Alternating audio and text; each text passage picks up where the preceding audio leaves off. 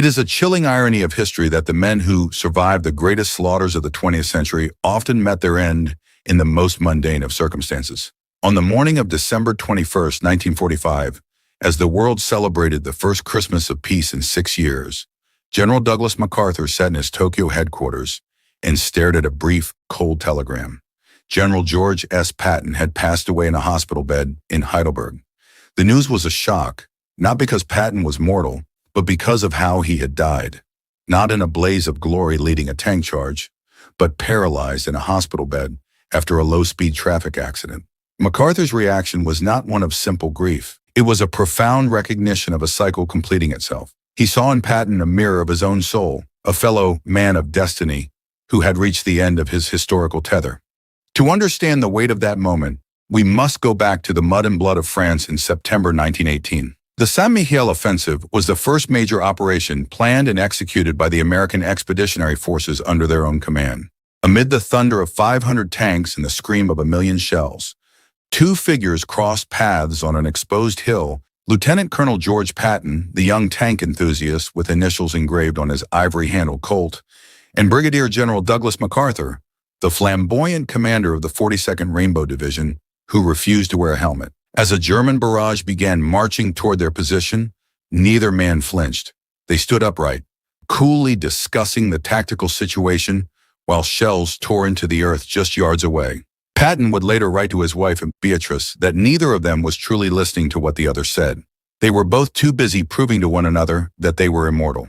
This was the first information gap of their relationship. Were they actually brave, or were they both performing a calculated act of psychological theater? MacArthur's personal rule was never to ask anything of his soldiers he wouldn't do himself, and Patton believed he was protected by a supreme fate. On that hill in 1918, they recognized a shared philosophy, that a general must be a symbol of the unyielding fighting spirit. They weren't just colleagues, they were competitors in a race for historical immortality. But the bond of the trenches would be stained by the desperation of the Great Depression. By May 1932, over 17,000 World War I veterans, known as the Bonus Army, had marched on Washington, D.C. to demand early payment of their service certificates.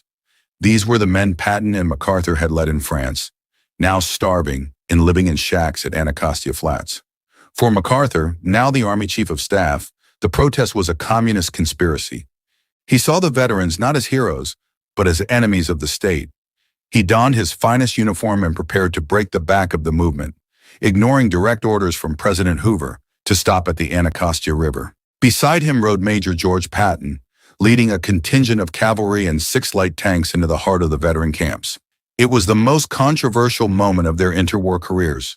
As the cavalry charged with sabers drawn and infantry used tear gas to clear the Hoovervilles, a profound tragedy unfolded that the official reports tried to hide.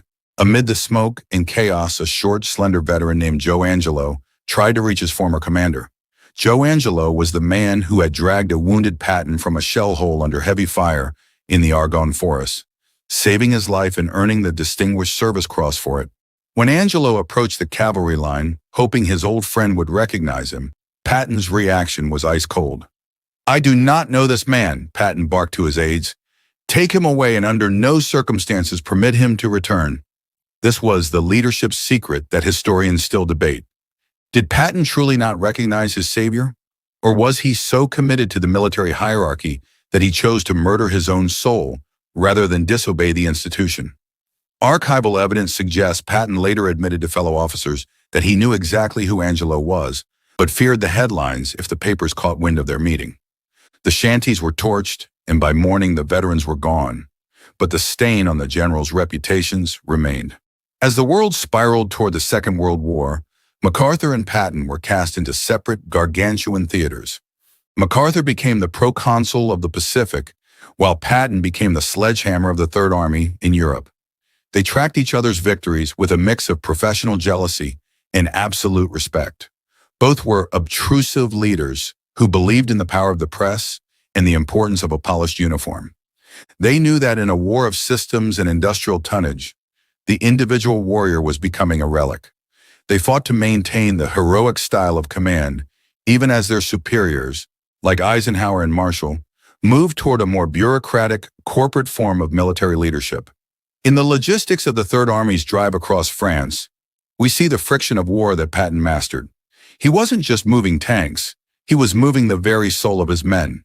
He understood that weapons change, but the man who uses them changes not at all. MacArthur in the Pacific used the leapfrogging strategy to outmaneuver the Japanese, always keeping his eye on the historical narrative of his return to the Philippines. They were the last of the cavalrymen, men who believed that the will of the commander could overcome any logistical deficit. Yet both were constantly at odds with the safety-first politicians in Washington. By late 1945, Patton had become a liability to the peace. His outspoken criticism of the denazification policies and his blatant desire to keep going east to fight the Soviets, he was relieved of his beloved Third Army and transferred to the 15th Army, a unit dedicated to historical research. Patton was pensive, almost as if he knew the ancestors were calling. He told his daughter that if he had been a better general, most of the men in the Sicily amputee wards wouldn't be there. He was a man out of time, a warrior without a war. The historical enigma begins on the morning of December 9, 1945. Patton decided to go on a final pheasant hunting trip in the Valley of the Bug, near Mannheim, before leaving for the United States. He was riding in his 1938 Cadillac Model 75 staff car, driven by 19-year-old Private First Class Horace Woodring. As they waited for a train to pass at a railroad crossing, Patton looked out at the ruins of Germany and remarked, "How awful war is! Think of the waste." These were his last words as a mobile, active commander. The accident itself was deceptively minor. A 2.5-ton GMC truck, driven by a drunken soldier who made no hand signal, suddenly veered left across the road. Woodring slammed into the side of the truck at less than 20 miles per hour. The Cadillac's radiator was smashed, but not a single window broke. General Hap Gay and the driver were only shaken up. But Patton, sitting in the rear, was thrown forward. His head struck the metal railing and glass partition with such force that it scalped him and broke his neck at the C3 and C4 vertebrae. He was instantly paralyzed from the neck down. As he lay in the back of the car, Patton realized his fate immediately. "Hap, work my fingers for me," he whispered to General Gay. When he felt nothing, he added, "This is a hell of a way to die." The warrior king was now a prisoner of his own body. He was rushed to the 130th Station Hospital in Heidelberg, a building that had once been a German cavalry school. It was as if destiny had brought him back to the horses and the traditions he loved for his final battle. For 12 days, Patton fought the ultimate limited war in a hospital bed. His neck was in traction, stabilized by painful fish hooks or Crutchfield tongs implanted into his cheekbones. His wife Beatrice had arrived to read him letters from a world that had suddenly remembered how much it needed him. He was a true soldier until the end, accepting his paralysis without the swearing for which he was famous. But the medical bulletins remained grave. On December 21st, the shortest, darkest day of the year, a pulmonary embolism finally stopped his fighting heart. When the news reached MacArthur, he sat in a silence that few could penetrate. He composed a telegram that spoke of Patton achieving his destiny and joining the legions of ancestors. This was the shocking word that everyone else interpreted as mere poetry. But MacArthur meant it literally. He believed Patton was a recurring figure in history, a warrior who had fulfilled his purpose and was now being recalled to the ranks of the eternal. Patton's burial at the Luxembourg American Cemetery in Ham was the final closing of the loop. He chose to stay with his men, the thousands of Third Army soldiers who had fallen in the Battle of the Bulge. He did not want a monument in Arlington. He wanted to be at the head of his regiment in the soil he had conquered. MacArthur noted this with a solemn consecration. The age of the heroes had ended. The passing of George S. Patton was not merely the death of a man. It was the extinction of an archetype. As Douglas MacArthur stood before the ranks in Tokyo, he knew he was now the last sentinel of a vanishing breed. The shocking word in MacArthur's tribute, destiny, was a direct acknowledgement of Patton's private belief in reincarnation. To the public, it was a high-flown adjective. To MacArthur, it was a technical description of a soul that had completed its mission on this star. MacArthur understood that Patton's death on the shortest, darkest day of the year was the universe's way of saying that the world was no longer large enough for such a fierce, unyielding light. But beneath the spiritual reverence lay a more sinister intelligence paradox. Was Patton's death a rendezvous with destiny, or was it a calculated silence? The Mannheim crash remains the greatest unsolved mystery of the post-war era. Archival records from the 7th Army reveal that the official accident report disappeared shortly after the event. The driver of the GMC truck, T/5 Robert Thompson, and his 2 passengers were reportedly drunk and out for a joyride in a motor pool vehicle. Yet no disciplinary action was ever taken. They were allowed to vanish into the anonymity of the occupational forces without a single sobriety test or a formal inquest.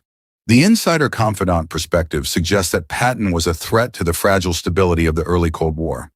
He had vowed to take the gag off and expose the blunders of Eisenhower and Bradley, whom he believed were more interested in their political aspirations than winning the war efficiently. He had even threatened to resign his commission to run for office against Ike. For a man like MacArthur, who would eventually face his own political slaying at the hands of President Truman, the suspicious nature of Patton's accident was a warning of the insidious forces working from within. The Mythbuster mandate for this chapter of history involves the common misconception that Patton was a soldier's general. While the press loved his blood and guts persona, many of the men who actually bled in the Third Army felt he was more concerned with the polish of their boots than the exhaustion of their souls. They called him the Big SOB, and his slapping of shell-shocked soldiers in Sicily was not an isolated incident, but a symptom of a man who could not fathom psychological cowardice. MacArthur shared this unyielding fighting spirit. Let us consider the logistics of the soul in Patton's final 12 days. He lay in room 110 of the Heidelberg Hospital, his head held in place by metal weights and tongs. The fish hooks in his cheeks were a literal manifestation of the friction he had always fought against. A man who believed he had been a Greek hoplite and a Roman legionnaire was now tethered to a bed by the very technology he had once mastered. His nurses reported that he accepted his fate like a true soldier, but his daughter recalled his eyes searching the room as if looking for the victory maid he had written about in his poems. The tactical mystery of the crash itself revolves around the missing witnesses. Lieutenant Peter Babalas, the MP who first arrived at the scene, noted that several high-ranking officers appeared within minutes, including General Nicholas Cobb, who helped organize the evacuation. The alternate reality pivot is terrifying to contemplate. If Patton had survived, his anti-Soviet crusade could have ignited World War III in 1946. MacArthur, who would later propose a sea of irradiated cobalt in Korea, surely recognized that Patton was the only man who shared his willingness to shoot the works and win it all. The leadership flow between these 2 men was a series of parallel thoughts. In May 1942, Patton wrote to Eisenhower that they were under the protection of a supreme being because they occupied such similar positions. MacArthur's 1945 tribute was a final confirmation of this pact. He wasn't just mourning a general, he was mourning the part of himself that was also passé. As he watched the emergence of the limited war doctrine, MacArthur knew that the age of the total victory he and Patton championed was being buried in the Ham Cemetery alongside George Patton's gunmetal casket. The funeral itself was a masterpiece of military theater. The 3rd Infantry Regiment, the Old Guard, served as pallbearers, their buff straps marking them as the descendants of the 1st American Regiment. Master Sergeant William Meeks, Patton's long-serving orderly, could not hide his grief, representing the thousands of soldiers who, despite their fear and resentment of the old man, recognized that he was the only general who could truly beat the hell out of those bastards. MacArthur, receiving their reports in Tokyo, would have noted the presence of the cavalry reconnaissance vehicles, the last mechanical salute to the last cavalryman. The historical enigma of the shocking word deepens when we look at MacArthur's own final roll call at West Point years later. He spoke of the strange, mournful mutter of the battlefield and the echoes of duty, honor, country. He was using the same vocabulary he used to describe Patton's death. For these men, death was not an end but a re-enlistment in the legions of history. Patton's destiny was to remain eternally 60 years old, the frozen symbol of American audacity, while MacArthur's burden was to live long enough to be relieved by a smaller man. Let's dismantle the intelligence paradox of the assassination theory popularized by Robert Wilcox and Douglas Bazata. Bazata, a former OSS operative, claimed he was hired by General Wild Bill Donovan to stage the accident and then finish Patton off with a rubber bullet fired from a silent weapon.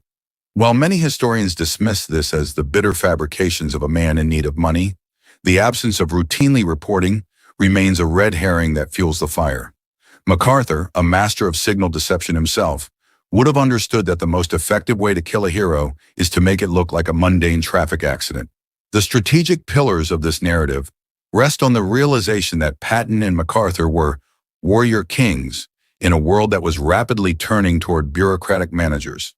The shocking word MacArthur chose, destiny, was a shield against the mundane. By labeling the accident as a rendezvous, he elevated it from a careless truck driver's mistake to an act of cosmic necessity. He was telling the world that Patton was not beaten by a GMC truck. He was called home because his work was done. In the evening of his memory, MacArthur would always return to the field of friendly strife. He knew that the seeds sown at West Point and on the hills of St. Mihiel had borne a fruit of victory that was bitter to the taste. Patton's grave at the front of the squares in Ham, looking out over the men of the Third Army, is a permanent reminder that loyalty from the top down is even more necessary and much less prevalent. MacArthur's tribute was the ultimate act of top-down loyalty, a general ensuring that his subordinates' legend remained unsullied by the horrors of peace. As we close this information loop, we must ask ourselves the existential question: did Patton truly achieve his destiny? If destiny is the alignment of a man's character with his circumstances, then Patton was the luckiest of fools. He escaped the shame of a peaceful retirement, the indignity of aging in a world that no longer valued his sword, and the political maneuvering that would have eventually crushed his spirit. He died as he lived, a subject of intense controversy and a figure of absolute power. The untold reality is that Douglas MacArthur and George Patton were the last American generals who were allowed to be monsters. They were the last commanders who could sacrifice a legion for a hill and be called liberators. After December 1945, the rules changed. The limited war and the atomic deterrence created a new kind of general, the manager general. MacArthur's shocking word was a funeral oration for the entire concept of the cavalry charge.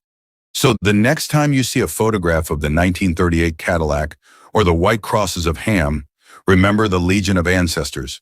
Remember the two men who stood on a hill in 1918 and decided they were immortal.